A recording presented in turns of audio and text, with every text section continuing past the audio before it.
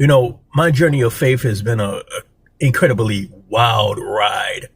And to get to the point that I've arrived at now, which is, deconstruction from Christianity, I went in a really jagged, unorthodox path. For me in the 90s, I went back and forth about whether Islam or Christianity was true or maybe some other philosophy. I flirted with all types of stuff, communism, atheism, New Ageism, Black consciousness community, the whole thing. And I ended up taking my Shahada in like 99, late 90s, early 2000s. And I was Muslim for a number of years until I became disillusioned and I entered into Christianity.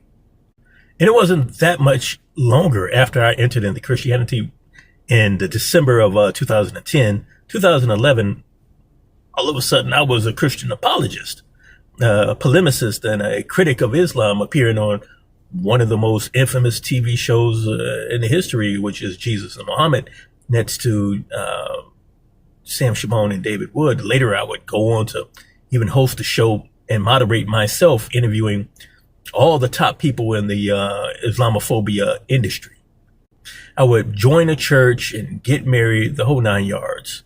But the thing that started my journey on a deconstruction was enrolling in seminary. I remember like it's yesterday, Dr. John McClain telling my class, no, we don't teach you what to think, we teach you how to think.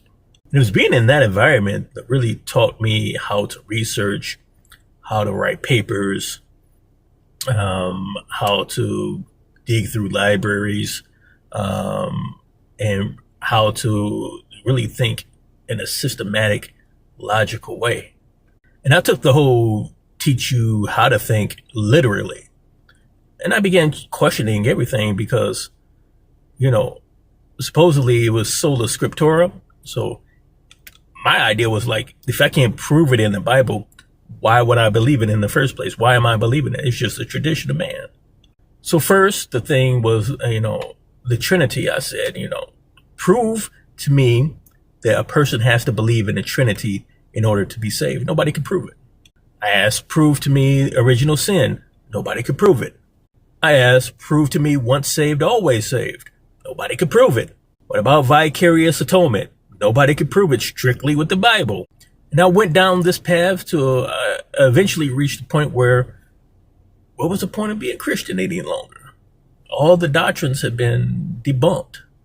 Then I wondered, why did I leave Islam in the first place?